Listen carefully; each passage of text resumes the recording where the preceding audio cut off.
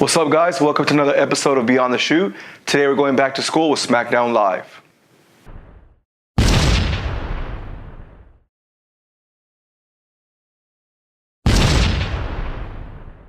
So compared to Raw, my expectations were really low for SmackDown because I was expecting Raw to kind of smooth over to SmackDown. So my expectations were low.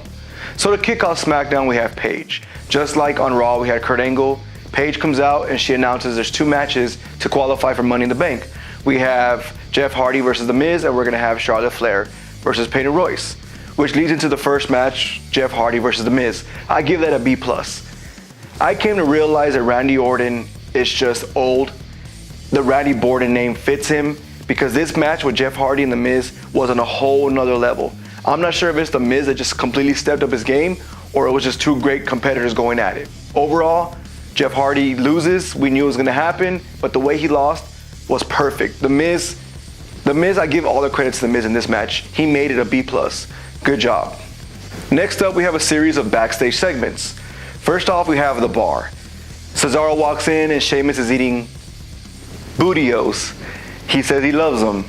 They're going at it. They're arguing, saying you should have beat Xavier Woods. Don't worry about it. So on and so forth. So they go on to open their bag and there's a bunch of pancakes. First and foremost, we don't do grades in backstage segments, but I give this a B+ for comedic relief. And the fact that somebody actually took the time to make hundreds of pancakes in a perfect circle and stuff them in the bag and still look pretty, that person who made them gets a B+. Give that man a raise. So the next backstage segment we have is Shinsuke Nakamura. He's sticking with the whole I don't speak English. Oh, I remember, but I forgot how to speak it now. Him as a heel is gold. Once again, I don't grade segments, but this is a B+. Nakamura, heel, perfection. Don't ever go back to being a face. Stick with this. This is perfect. So back to the ring, we have our second match to get inducted or to the introduction of Money in the Bank ladder match. We have the women. We have Charlotte versus Peyton Royce. I give this a C++. I'm not going to fully give it a B because it wasn't a great match. It wasn't a good match. It was a decent match, but it did tell a story. I expected Peyton Royce to win with Carmella coming out or Charlotte saying that she was still injured, but Charlotte got the win clean. It was a good match. We saw Peyton Royce has potential. It was a way better match than Backlash. Peyton Royce is way better than Carmella. She's not fully there to the level of Becky Lynch or Charlotte, but it's there and it's close. So overall, I give it a C++. You grade it what you want, C++ for me. So next up, we go backstage with AJ Styles. You can't help but notice that big chunk of skin that he's missing on his cheek. I felt like it was going to be a little gash. I felt like, okay, it was a lot of blood. But to see that chunk of skin missing, I couldn't stop staring at it through the whole segment. Of course, he says he didn't want to kick Nakamura the way he did to him. He's not that type of wrestler, but he had to do what he had to do, and he's ready for round 3. Next up, we have the match that was announced last week when Paige said that Absolution was dead. Mandy Rose versus Becky Lynch. Of course, Mandy Rose and Sonya Deville are planning what they're going to do, how they're going to gang up on Becky Lynch, and Paige comes out and says, nope, you're going alone. So we get to see the debut of a solo Mandy Rose. We were all curious to see what her entrance music was. Of course, Becky Lynch comes to the ring. She's a great wrestler. She has the potential to be even better. But the whole focus was Mandy Rose's entrance. It was filtered times 10. You see the side was blurred and the focus was on her.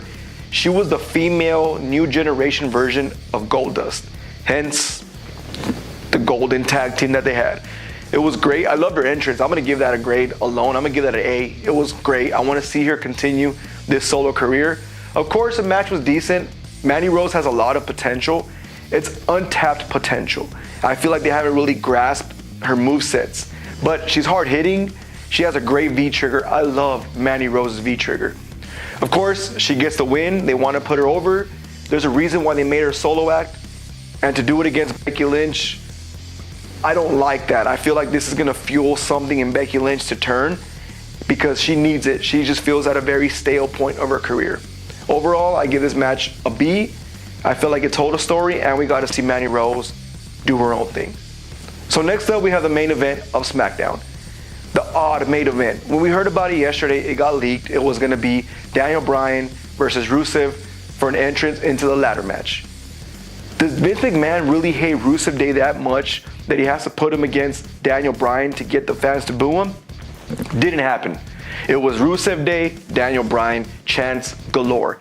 Overall, I give this match a B+. It was a great match. You can see what Rusev brings to SmackDown. You can see what he's going to bring to this title picture. Of course, Daniel Bryan in any match is going to get a B+. No match he's ever been in got a grade even lower than that. So I was expecting greatness, and that's what we got, a great match. Like I said, it was a B+ match. What surprised me the most was that Rusev got the clean win. No big cast, no heel win, no nothing, a clean win. I'm confused. I'm not sure what's going to happen. Not only that, but because at the end of SmackDown, they showed Daniel Bryan kind of pouting and putting his head down, and it ended that way. Is that a possible angle? Is that a heel turn on Daniel Bryan? That was very interesting because they focused sincerely on that to end SmackDown. Overall, I thought SmackDown got a B+. It was miles and miles ahead of Raw. The crowd was amazing. That Long Island crowd was a disgrace. I was disappointed in them. They need to get suspended and not be allowed to have a crowd back there. But this Maryland crowd today was on fire from the beginning to the end. They made it enjoyable and they made it great. They made this show great. So once again, guys, those are my grades. Those are my opinions. Give me your grades. Click on the eye above. And once you do that, don't forget, comment, like, subscribe down below. Let us know what you thought of Raw, SmackDown, the pay-per-view. Just comment with us. Talk to us. Once you do that, don't forget, follow me on Twitter, Mike Hiru BTS. I'll see you guys tomorrow for NXT.